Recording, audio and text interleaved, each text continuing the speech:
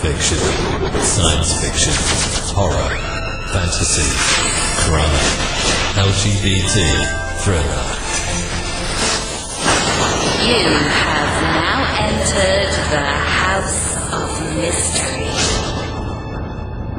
with your hosts, Eric Shapiro, David North Martino, John Copenhaver, and Al Warren. Heard on KCAA 106.5 FM Los Angeles, 102.3 FM Riverside, and 105.0 AM Palm Springs. You are back in the House of Mystery, and it's a mysterious world that we live in. It certainly is. Well,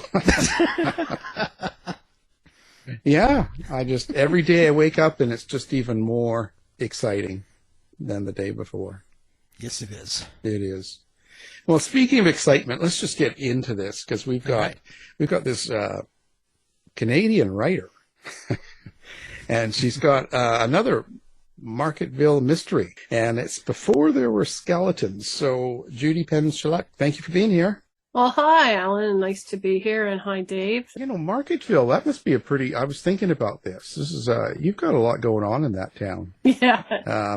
I mean, it's pretty wicked. It's like when you watch those shows on TV, those series, and it's just it's just a small town of 80 people, but they have a murder every day. Yeah, like Catholic Cove, yeah.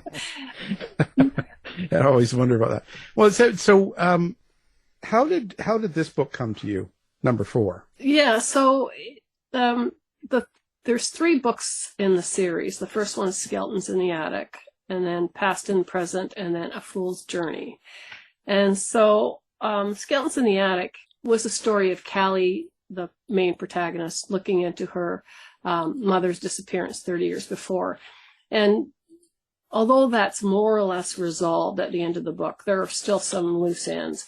And they're not tied up in books 2 and 3. And I sort of felt like it was time to, really tie up all those little loose ends, right? So my initial thought was to write a book called Before There Were Skeletons, which is what the title of the book is. But the thought was to actually place the book in 1978, the year that Callie was conceived, and tell it from her mother's point of view. And I thought, oh, that'll be good. It'll be like a prequel, right? Before There Were Skeletons in the Attic. So I wrote probably, I'm going to say 75 pages, like a significant chunk of pages and words in Abigail, Callie's mother's voice. And it just was awful. Like, I don't know how else to describe it, but I'd go to it every day and I'd read what I'd written the day before. That's my sort of normal practice. Try to write a chapter a day, go back, read the chapter the next day, and then soldier on. And I just, every day I'd like dread a little bit more going back to it, thinking this is just not very good, and it's not very interesting, and I just couldn't get Abigail's voice right. But what I did find is that by doing those 75 pages, I felt that I'd gotten to know her a lot better than I had previously, right? Because I got to know her as a young, like she was 17 when she got pregnant with Callie, and she had to drop out of grade 13, which we had here in Ontario, not anywhere else, I don't believe. So anyway, I sort of felt like, okay, now I know her better, but I'm going to set the book in present day and somehow figure out a way to bring that past into Callie's present, right? So that was sort of how I ended up going to a present day with a nod to the past. When you write missing person as a subject, there's got to be an evil character or some sense of evil throughout the town then, or somebody bad. Do you have issues writing an evil character? No, not really, because I can be quite evil. No. I just look in my inner self and say, how would I do this? No.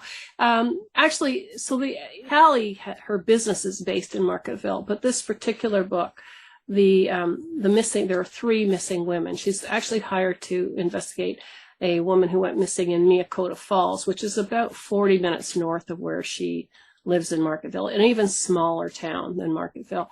And this woman went missing in 1995, and her daughter, and left behind a 1-year-old daughter. And it's her daughter that's come to Callie and said, listen, I know that you do this kind of thing. I want to find out why my mother left and if she's still alive or where she is, because nobody knows, right?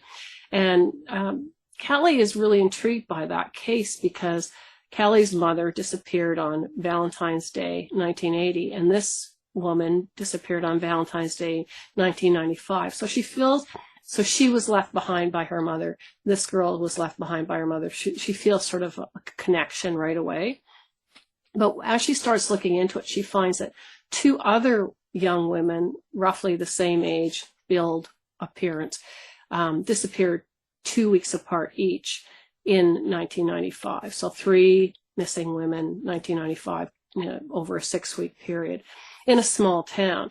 And so she starts, she figures, well, something definitely has to be up here, right? So she starts digging and through the old, clues, tries to get information from the police, doesn't get too far there. And it just sort of starts digging like through the past. And that's, yeah, so that's how it now. And then where I bring Callie's mother's past in is at the same time that she's doing that, her her grandmother, Abigail's mom, has approached Callie and said, look, I've got my daughter's yearbooks from, when she was in high school right through, and I'd like you to have them. And so Callie and her grandmother do not have a good relationship because her grandmother basically abandoned, her daughter and Callie's dad when they were, having a child. So she's not too fond of them really. But anyway, she reluctantly takes the yearbooks and starts digging through them, looking at things. And that's where she sort of starts to learn a bit about her mother's life, and what she finds in those yearbooks actually ends up linking back to the 1995 cases in some way. So it's all rather complicated. Trust me, it was very complicated to write. Are all of the missing cases connected in a sense? They're not all connected, but there's a loose connection between a couple of them and a stronger connection between another. But they're not really all connected. Like there's 2 missing women in 1978. Those cases are connected to one another. And then there's the 3 women in 1995, which may or may not be connected. Callie's trying to determine that. Is this like an alien book? Some days it might have felt like that for sure. But it's definitely got a more complex plot than anything I've written before. It just seems like every book I get a little more complicated. I don't know why that is, but you definitely, need to be on your toes to read it. And I definitely had to be on my toes to write it. So one of the reasons it took like the last book came out in 2019.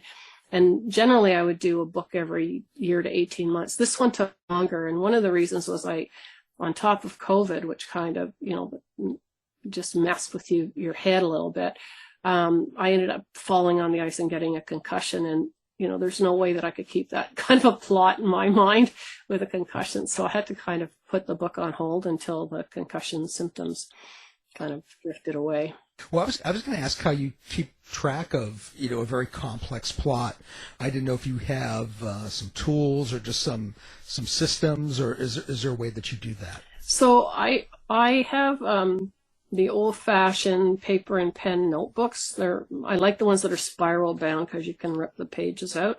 So as I'm writing, I'll scribble notes in the spiral notebook with little reminders to myself, like, okay, page 72, plot point needs to be resolved.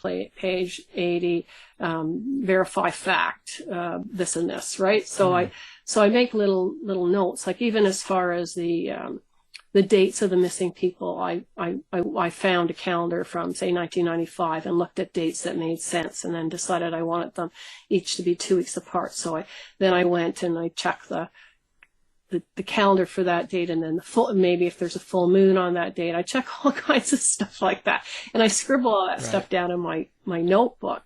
But really, if you weren't me, then the notebook would make no sense to you at all. It was just random scribblings, and then when I sort of achieved what I wanted to do, I put a big check mark next to it, so that I feel like I, made progress that day if I get a check mark.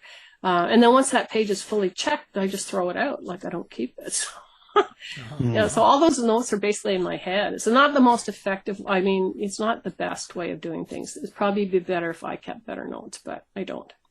Oh God, yeah. Don't want to keep it in your head. There's so little to hold on. I know. I don't know why, but that's the way I've always worked. They're all just in my head. These people living there. Well, yeah. So that's the alien speaking No to kidding, you about this. This is all planned, right? Well, but this is kind of where does this missing person intrigue sort of thing come from for you? I mean, because that's an interesting thing. Like you're in a way you're centered on it. So like the mystery of it, like it's centered around missing people or why people went missing. Yeah. It was started with basically with A Fool's Journey, which was the previous book 3. So I was reading my local paper at the time where I was living, and there was an article in the paper about a family that were still looking for their son who had gone missing in 2020. And this would have been, like 2015, 16, 17, something like that when I was reading it. And he left home to find himself. He left a note saying he was gone to find himself, and they had no idea where he was. And so they had this article like 15 years later, we're looking for our son, any kind of information, we just want to know where he is, and that he doesn't have to come home or anything like that. Right.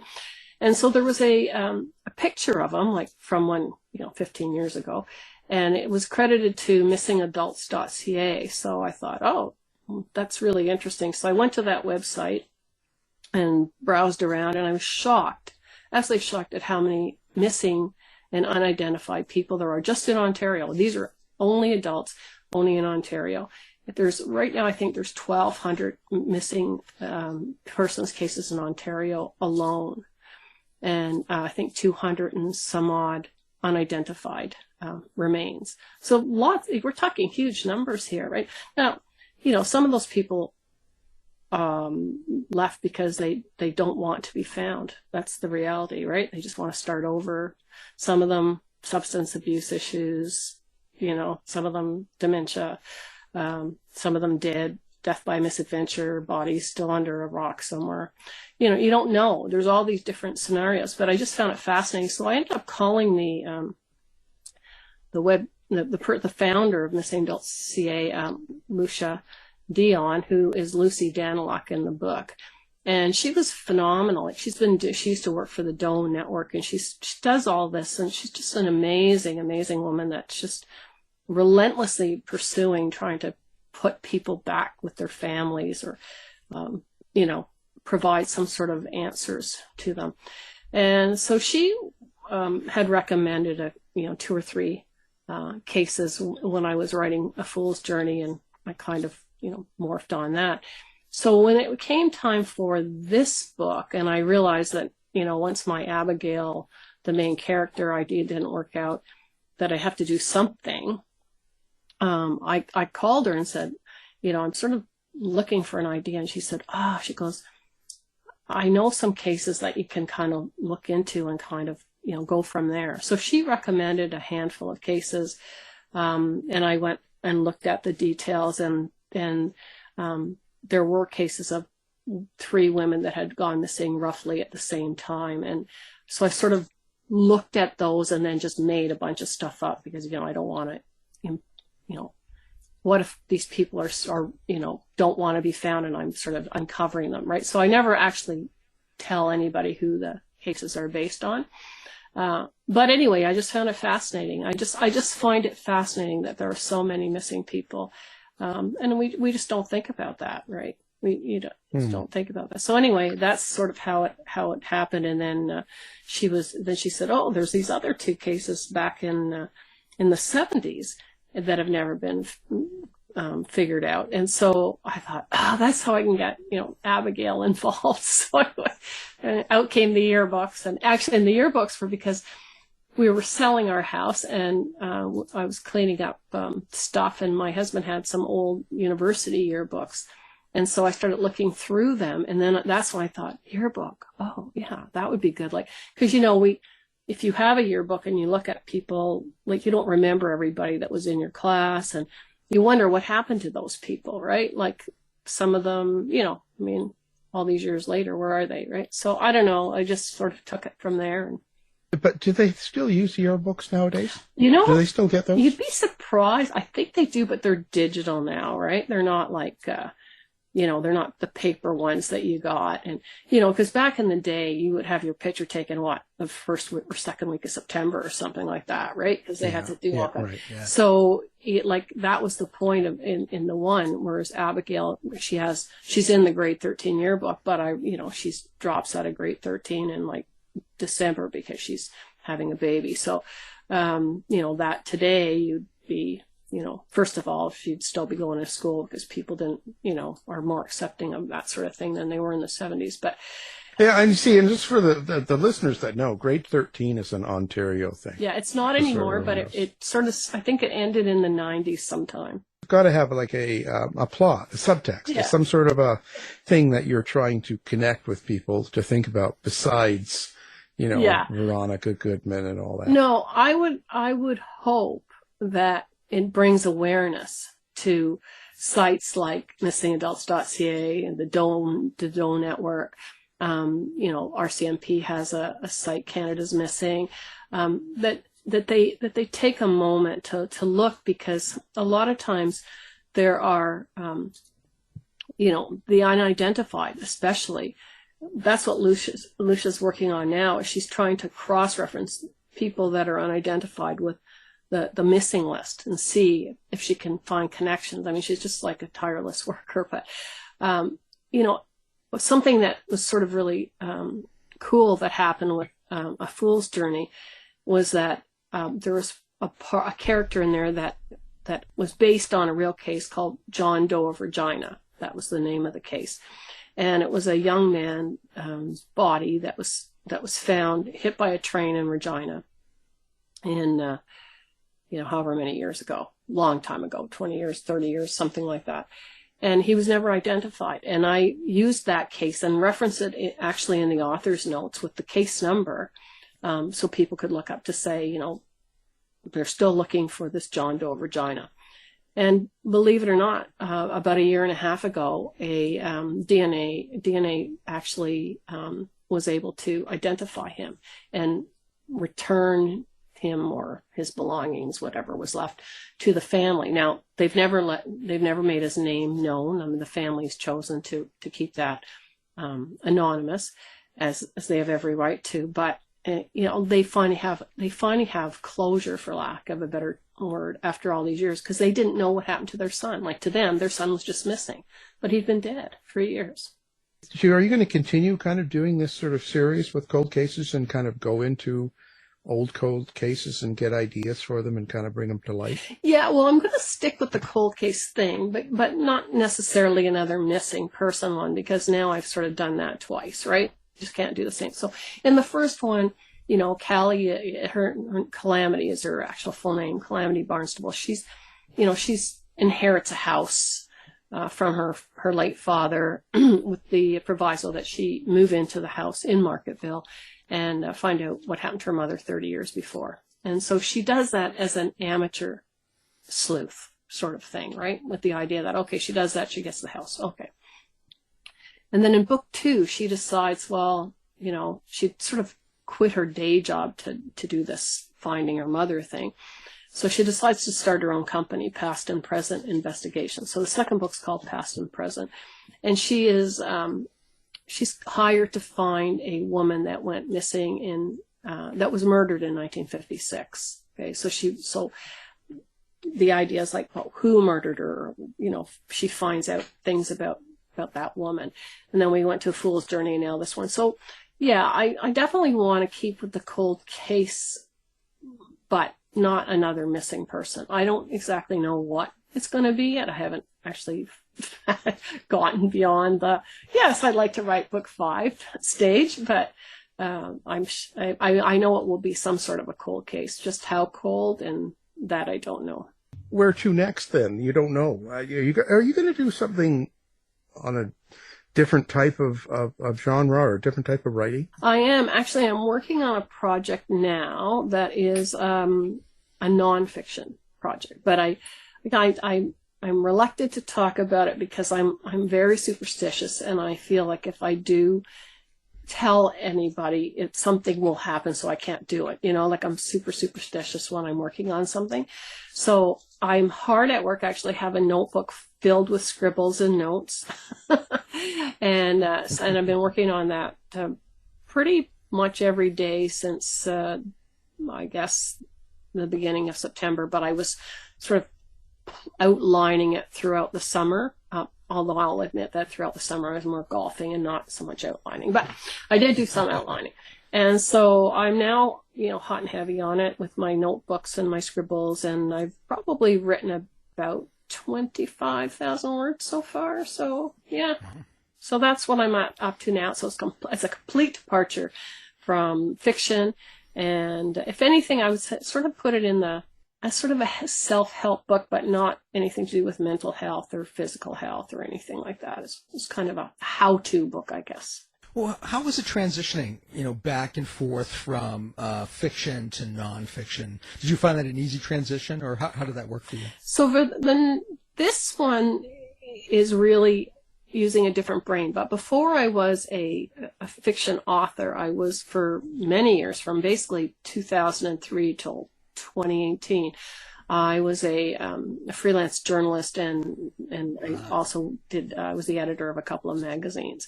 So one was New England Antiques Journal, and the other was Home Builder Canada. So very different kind of magazines, but and not sure if everybody knows what an editor of a magazine does. But it's not just editing. It's like you assign the freelance content, you determine the overall topic, theme, what sort of articles are going to go in there. There's a lot involved, right? But then there's also writing some of the articles yourself. So for me, this takes me back to that time, right? So because it's a different brain, because you're working with facts. You're not working with just stuff you're making up, right? So in some ways, I find it a little bit easier because, I'm basing everything on fact. But in other ways, it's more difficult because, God forbid I get a fact wrong, right? And I'm writing a book of facts, So I'm going to be super careful with this one. I always hire an editor, a professional editor, and a professional proofreader. This one I'm actually working as I finish each section. There's going to be, I think, 7 sections to this. So as I finish a section, I'm sending it to an editor that I've met through some workshops that I had done, and she's sort of looking at the language of it, making sure that the language makes sense and it's easy to understand, and because sometimes when you know something really well, and I know this topic really well, it's easy to make an assumption that everybody knows it, right? And that's not necessarily the case. So this editor is very clueless about the actual topic, but she's, really good at, making sure the language is smooth and all of that. Once it's done, then I will send it to another editor who is really well versed in the topic and make sure that there's nothing untoward, right? So it'll be a bit more expensive for me because I have to pay these people. They don't really want to work for free, but I think it's really important. And it's a crapshoot. Like, it may or may not even sell. Who knows? But it's something I really want to do, and I'm at the point in my life where, I don't really take on any project that I don't want to do anymore, right? I did that for years, like freelance journalism and writing for magazines. A lot of the stuff was great. I loved, interviewing people and learning things. And I mean, if you ever need somebody for trivia, I'm your person. I know a little bit about everything, not a lot about a lot of things, but I know like that little silly thing. So I think, in that way, it's something. But there were, articles I wrote. Like I remember the last one I wrote, and I said, "This is it." I got hired to write about a guy that had a porta potty company, and I had to write about porta potties and make them sound interesting. And I thought, I'm better than this. I don't know whether I am, but I just thought that's it. I don't want to do it anymore. So that flushed the career down the drain, so to speak. Jeez, you could have been something. I could have been something, yeah. Anyway, I mean, bless his heart, he's making a living at it, and that's great. But, it just wasn't, I don't know. It's hard to make it sound exciting, Well, okay, let's let people find where they can find you. Like you have a website and everything, don't you? Do you use social media? Oh, yes. Quite the butterfly here. So it's judypenzsheluk.com, so my name.com. And it's a really good website, actually. It's got, I've got some facts and fiction there, even a little blurb about the Regina Man and the updated, link to the updated article on finding him, finding out who he was. And I've got some recipes on there and, blog posts on writing and that kind of thing. So lots of stuff on there. And then I'm on Facebook, Judy Penz Sheluk, Twitter, Judy Penz Sheluk, Instagram, Judy Penz Sheluk. So nothing fancy. I don't try to go on crazy names because then I figure it's harder for people to find me and, you want to be found. Have not yet done TikTok. I think when last I was with you, Alan, you were trying to talk me into TikTok. Well, yeah. And I did make a modest effort and just decided it wasn't for me. Yeah. Yeah. Well, it's one of those things, if you're not comfortable doing it, you can't do it. Well, and also you have to understand, like every minute you spend on social media is a minute taken away from, your writing. Right? Yep. And that is really what I prefer to do. Like, honestly, if I wasn't an author, I don't think I would have any social presence at all, zero. Well, how are you gonna find the people that you, capture and kidnap for your books? Yeah. I mean, But that's, as I said, if I wasn't an author, like if I was just... Well, you're still going to kidnap people. You're just not going to write about it. Yeah, maybe that's it. Yeah, that's it. I'll be digging into, really you have to be so careful what you Google these days too, because, like with the Fool's Journey, at one point they suspect that he had, that the guy that went missing had a pornographic addiction, a porn addiction. And so I Googled that. You would not believe the amount of things that came as a result of that Google. You know how sometimes you'll be looking at a T-shirt and all of a sudden you get like 50 ads for T-shirts, or you look at a pair of these. Well, the same thing with the porn thing, right? I was like, seriously, you have to be so careful what you Google. Now we're talking about Before There Were Skeletons. It's a Marketville mystery. It's book 4 of 4. And the author is our guest, Judy Penz Sheluk. Thank you for being here. Thank you so much, Alan. Thank you, Dave. Thanks, Judy. You've been listening to the House of Mystery radio show. To find out more about our guests, hosts, or shows, go to www.houseofmystery.com. Show's over for now. Was it as good for you as it was for me? Well, good night. This has been a production of Something Weird Media. I'll be back.